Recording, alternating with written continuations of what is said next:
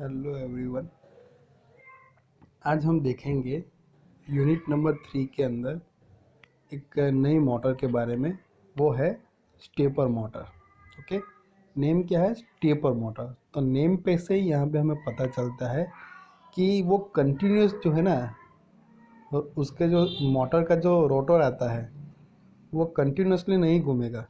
वो जो घूमेगा वो स्टेप में रोटेट करेगा, राइट, स्टेप वाइज। तो ये जो है ज़्यादातर दो टाइप की होती है मेनली। वो यहाँ पे लिखा हुआ है, देखो, वेरिएबल रिलेक्टेंस टाइप एंड दूसरी जो है वो परमानेंट मैग्नेट टाइप। ओके, और ये कॉन्सेप्ट हम वन बाय वन देखेंगे दोनों को। तो ये पहला जो है वो है वेरिएबल रिलेक्टेंस टाइप की है। तो वो कौन से प्रिंसिपल पे काम करते हैं? तो देखो यहाँ पे लिखा है कि इस टाइप की जो मोटर है, स्टेपर मोटर, वो इलेक्ट्रोमैग्नेटिक फील्ड,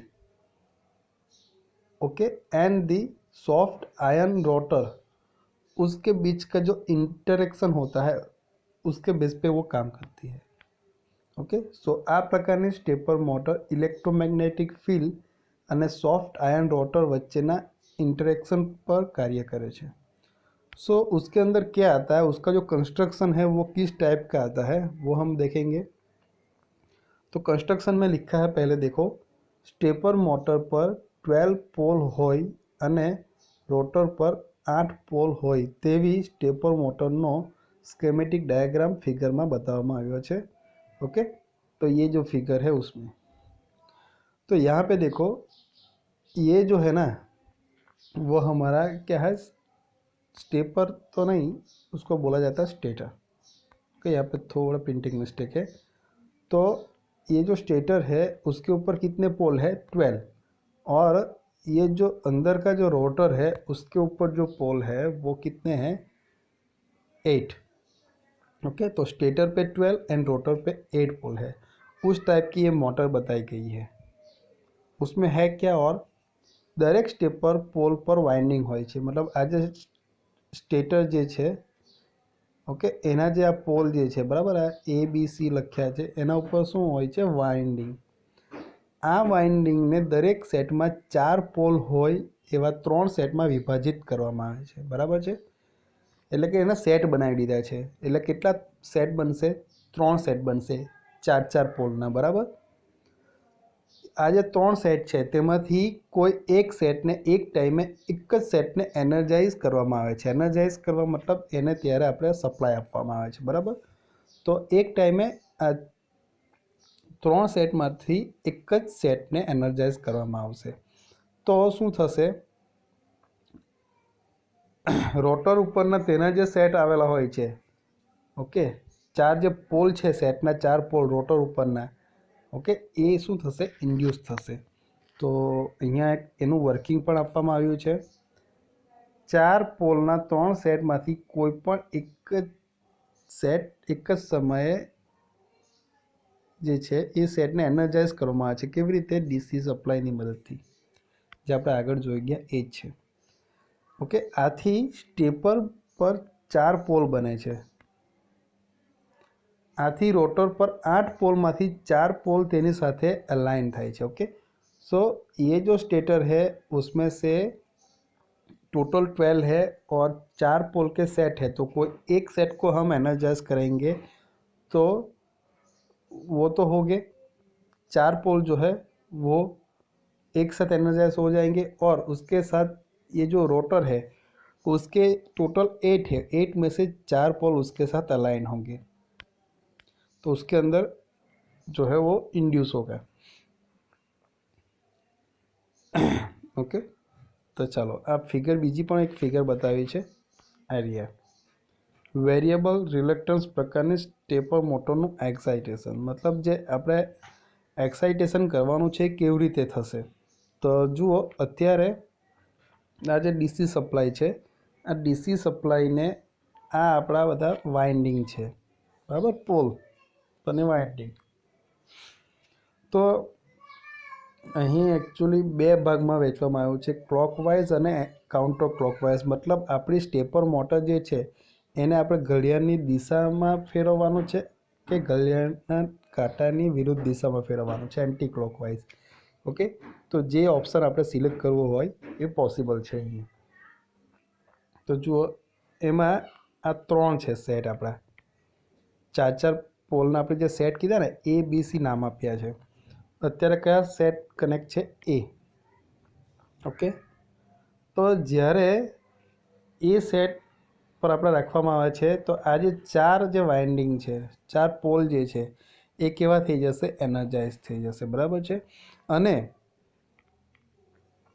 આપણું જે સ્ટેપર મોટર છે એ ફરવાની ટ્રાય કરશે સ્ટેપમાં.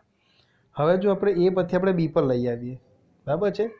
જો બી સેટને એનર્જાઇઝ કરવામાં આવે તો મતલબ કે આ બી જે સેટ છે એને આપણે એનર્જાઇઝ કરીએ તો શું થશે?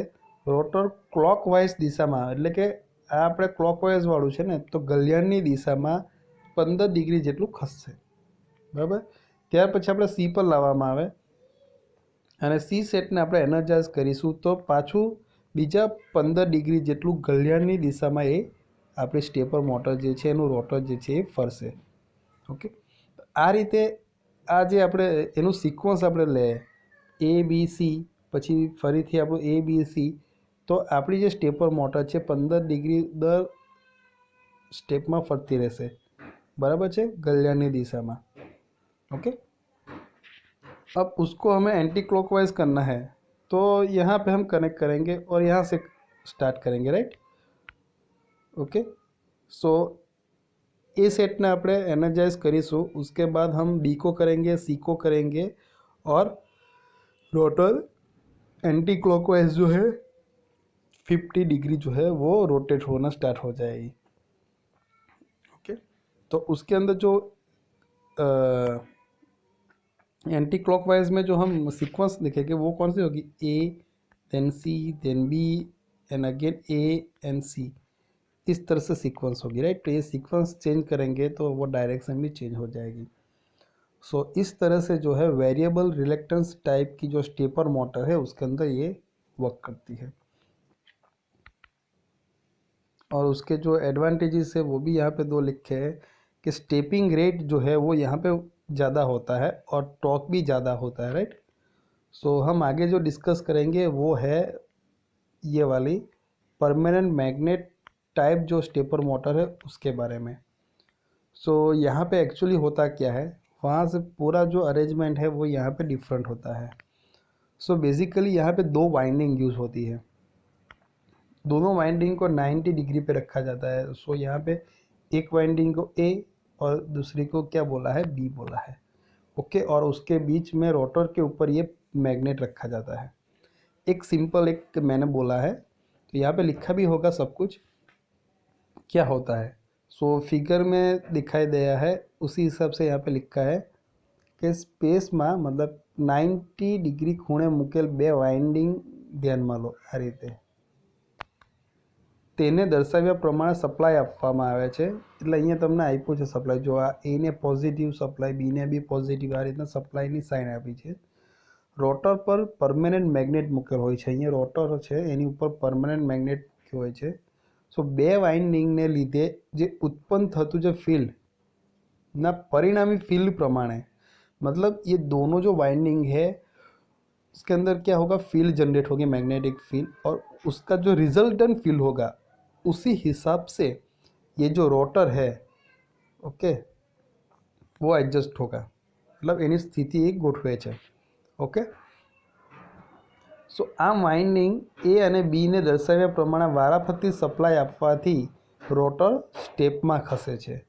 રોટર 4 સ્ટેપમાં એક આંટો ફરે છે. બરાબર છે. આ સ્ટેપ છે, પછી આ સ્ટેપ આવશે, પાછું આ સ્ટેપ, તો એ શું થઈ જશે? એક એનું આખું જે સર્કલ છે ને कंप्लीट एक आंटो एनो कंप्लीट થઈ જશે. ओके, सो यहाँ पे देखो ये परमानेंट मैग्नेट है, सॉरी यहाँ पे ये ए वाइंडिंग है ए एंड बी, तो ए एंड बी को दोनों को पॉजिटिव दिया.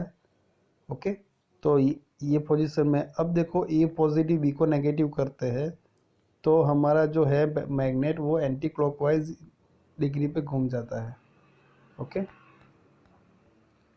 सो इसी हिसाब से ये डायरेक्शन है, उस हिसाब से वो मतलब घूमता रहेगा रोटर हमारी. राइट. रोटर के ऊपर मैग्नेट है तो उसके साथ वो रोटर भी घूमेगी. अब जो कंस्ट्रक्शन जो है उसमें हमने जो मोटर बाकी की जो पढ़े उसी हिसाब से दो मेन पार्ट होते हैं, वो है स्टेटर एंड रोटर। तो स्टेटर का जो फिगर है वो यहाँ पे बताया गया है। देखो ये जो है वो स्टेटर का है पूरा, और उसमें के बीच में जो ये है वो रोटर भी बताया गया है। तो स्टेटर के अंदर होता क्या है, तो ये जो स्टेटर है हमारा, ये सबसे बाहर का जो दिखाई दे रहा है, उसके अंदर का जो पेरीफेरी रहता है, मतलब એના અંદરનો जो પરિઘ છે તેના ભાગોમાં ખાંચા પાડવામાં આવે છે અને એ ખાંચાની અંદર ઓકે વાઇન્ડિંગ રાખવામાં આવે છે। એ કેવી હોય છે, આ વાઇન્ડિંગને બે ફેઝ માટે અને દરેક ફેઝમાં 4 પોલ માટે વીંટાળવામાં આવે છે। સો આમ ટોટલ પોલ કેટલા થઈ જશે, 8। ઓકે, અહીંયા કેટલા બતાવ્યા છે, આપણે 8 પોલ બતાવ્યા છે। સો રોટરમાં એક સરખી બે ડિસ્ક છે, ઓકે, અને તેના પર 10 દાંતા પાડવામાં આવેલા છે। જે દાંતા દેખાય છે આ રીતના જે દેખાય છે ને, એના 10 દાંતા પાડવામાં આવેલા છે। નંબર પણ આપ્યા છે 1 2 3 કરીને, બરાબર છે। જો આ રીતના આ દાંતા, તો 10 પાડવામાં આવ્યા છે। આ બંને ડિસ્કને નળાકાર પરમેનન્ટ મેગ્નેટ વડે અલગ રાખવામાં આવે છે। ઓકે, બે ડિસ્ક હોય છે, બંનેને આ વચ્ચે બતાવ્યા પ્રમાણે એક નળાકાર મેગ્નેટથી એને અલગ કરવામાં આવે છે। જુઓ અહીંયા પણ આખું બતાવવામાં આવ્યું છે ફિગર। આ મેગ્નેટને એક્સિયલી મેગ્નેટાઇઝ કરવામાં આવે છે, એટલે એનો મતલબ શું કે એક છેડે નોર્થ પોલ અને બીજા છેડે સાઉથ પોલ બનાવવામાં આવે છે મેગ્નેટાઇઝ કરીને, બરાબર છે દરેક મેગ્નેટને। આથી એક રોટર સેક્શન નોર્થ પોલ બને છે અને બીજો જે રોટરનો સેક્શન છે એ સાઉથ પોલ બને છે। સો બંનેના ટીપ અડધા પીચ જેટલા ઓફસેટ રાખેલા છે, બરાબર। આ બધું આકૃતિમાં બતાવ્યું છે। પોલ વાઇન્ડિંગ છે, એસી ફ્લક્સ છે, બરાબર, ડીસી ફ્લક્સ છે। હવે એ કેવી રીતના કામ કરશે તેને જોઈશું। તે પહેલાં એક બીજું લખ્યું છે, જુઓ સ્ટેટરમાં પ્રોજેક્ટેડ પોલ દર્શાવ્યા છે, પરંતુ વાસ્તવમાં સ્ટેટર સ્લોટમાં મૂકેલા वाइंडिंगમાંથી करंट पसार થવાથી पोल बने છે। ओके, यहाँ पे दिखाया गया है, लेकिन जो रियलिटी जो होती है उसमें यही होता है कि स्टेटर के जो स्लॉट के अंदर जो वाइंडिंग होती है उसमें से जो करंट पास होगा तब वो पोल बनेगा। ओके, सो वर्किंग कैसे होता है, देखो यहाँ पे कि જ્યારે સ્ટેટર વાઇન્ડિંગને 90 ડિગ્રી ફેઝ ડિસ્પ્લેસમેન્ટ વાળો સપ્લાય આપવામાં આવે છે ત્યારે સ્ટેટર દ્વારા ફ્લક્સ પેદા થાય છે। Okay, so when the phase of a 90 degree displacement supply is given to the stator winding, okay, at that time flux is produced by the stator। so stator को क्या दिया जाता है, इसकी जो वाइंडिंग होती है उसको सप्लाई दिया जाता है, कौन सा, 90 डिग्री फेस डिस्प्लेसमेंट वाला सप्लाई। यहाँ पे हम बताया ना, ये बेसिक प्रिंसिपल इस पर ही काम करते हैं, दो वाइंडिंग को 90 डिग्री पे रख के, राइट। तो वो सप्लाई उसको दिया जाता है, तो फ्लक्स उसमें प्रोड्यूस होगा। बीजो फ्लक्स परमानेंट मैग्नेट ही पैदा થાય છે। सो दूसरा जो फ्लक्स उसके अंदर होगा वो परमानेंट मैग्नेट है, उसकी वजह से होगा। एयर गैप में बने फ्लक्स वच्चे इंटरेक्शन थी रोटर सेक्शन पर टॉर्क उत्पन्न थशे। ओके, सो जो एयर गैप के अंदर जो है ये दोनों फ्लक्स का जो इंटरेक्शन होगा, ओके, ये स्टेटर की वाइंडिंग की वजह से जो फ्लक्स प्रोड्यूस हुआ वो, और ये जो परमानेंट मैग्नेट की वजह से हुआ वो दोनों के बीच में इंटरेक्शन होगा तो टॉर्क प्रोड्यूस होगा। ओके, વાસ્તવમાં સ્ટેટર વાઇન્ડિંગને એસી સપ્લાય આપવાના બદલે પલ્સ આપવામાં આવે છે અને રોટર સ્ટેપમાં ફરે છે। ओके, सो यहाँ पे जो एक्चुअली क्या होता है, स्टेटर वाइंडिंग को एसी के बदले पल्स टाइप का जो है वो सप्लाई दिया जाता है। पल्स मतलब इस टाइप के, राइट, कम टाइम के लिए थोड़ा वोल्टेज देते हैं तो इस टाइप का जब हम सप्लाई देंगे तब वो रोटर जो है ना वो स्टेप में घूमेगी, मतलब कंटिन्यूसली ऐसे नहीं घूमेगी। हमारा जो वॉच चलता है ना, देखो ये इतना घूमी, इतना, इतना, इतना, इतना, ऐसे मतलब स्टेप में चलता है। ओके, कंटिन्यूसली ऐसे नहीं चलता, स्टेप में चलेगा, इतना घूमा, ये ऐसा स्टेप में। तो उसी हिसाब से हम सप्लाई देंगे, उसी हिसाब से वो रोटेट स्टार्ट हो जाएगा, राइट। रोटर जो है वो स्टेप में घूमना स्टार्ट हो जाएगा। सो ये बात हुई परमानेंट मैग्नेट टाइप का जो है स्टेपर मोटर, उसके बारे में। अब जो है ये जो क्वेश्चन है स्टेपर मोटर की जो फीचर्स है, यानी खासियत हो, यानी फ़ायदा है ना, उपयोग हो।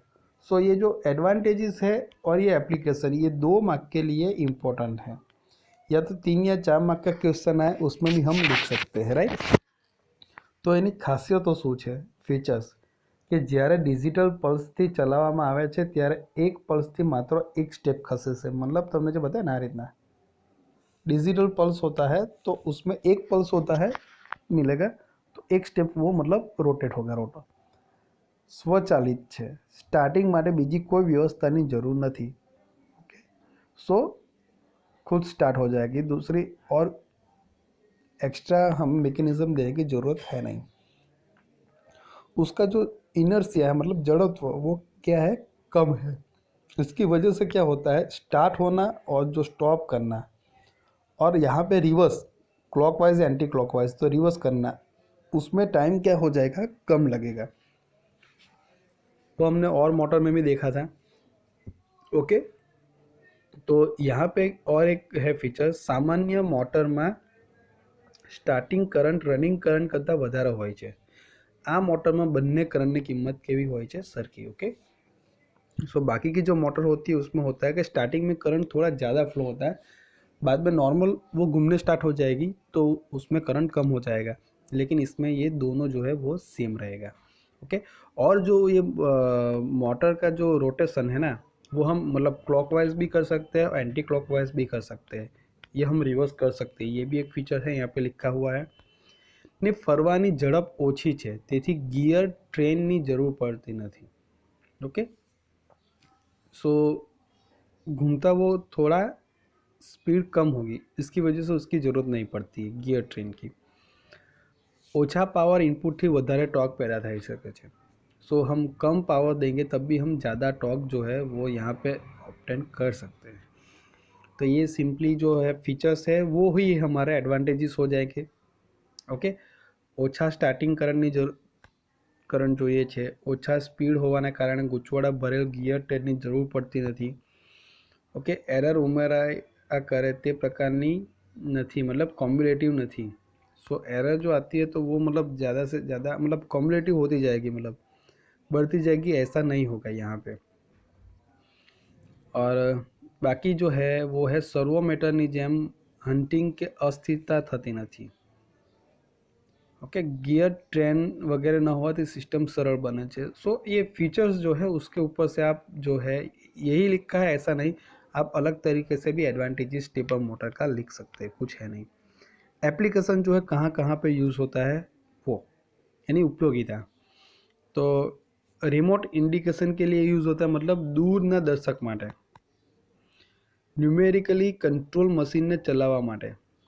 ओके, मतलब मोटे भागे जे डिजिटल मशीन હોય એમને ચલાવવા માટે, લાઇન પ્રિન્ટરમાં લાઇન સ્પેસિંગના કંટ્રોલ માટે, કોમ્પ્યુટરમાં પેપર પંચ ટાઈપને ચલાવવા માટે, ચાર્ટ રેકોર્ડરના પેપર ફીડ ડ્રાઈવમાં વપરાય છે, ઇલેક્ટ્રોનિક સ્વીપ જનરેટરમાં ઉપયોગી છે, કર્વ ટ્રેસરમાં વપરાય છે, પ્રોડક્શન લાઇનમાં પલ્સ કાઉન્ટ કરવામાં વાપરી શકાય છે, તેનો ઉપયોગ ફ્લોપી ડિસ્ક જેવી ડ્રાઈવ તેમજ हार्ड डिस्क ड्राइव में हेड ने खसेड़वा माटे थाय छे। सो जो जगह पे कंटिन्यूसली मोटर रोटेट होना ज़रूरी नहीं है, जहाँ पे स्टेप में हमें चाहिए वहाँ पे सभी जगह पे ये स्टेपर मोटर यूज़ होगी। मोस्टली जो है ये अब डिजिटल हो गया है ना वर्ल्ड पूरा, तो उसमें भी जो प्रोडक्शन लाइन होती है, बेल्ट होता है, राइट, उसको भी उसके पल्स को काउंट करने के लिए भी यूज़ होता है ये, गेटिंग। सो ये इसकी जो एप्लीकेशन है वो IMP है, वो आपको करना है, सिर्फ याद रखो, उसमें से जितनी भी याद रहे इतनी लिखो। 2 मार्क्स के लिए एटलीस्ट 5 to 6 लिखने की ट्राई करो, तो मार्क्स कटे नहीं जाएंगे मेरी। तो ये जो था टॉपिक वो स्टेपर मोटर के बारे में था। सो ऑलमोस्ट ये यूनिट नंबर 3 में हमने बहुत सारे टॉपिक देखे हैं। 2-3 टॉपिक बाकी भी है लेकिन इतना इम्पोर्टेंट है नहीं। ओके, तो वो हमने अभी तक देखा नहीं है। जो इम्पोर्टेंट जो सर्वो मोटर है, डीसी मोटर के बारे में, इंडक्शन मोटर 3 फेस में देखी हमने, स्टेपर मोटर, सो जो इम्पोर्टेंट है ट्रांसफार्मर वगैरह जो हमने वो देख लिया है। ओके।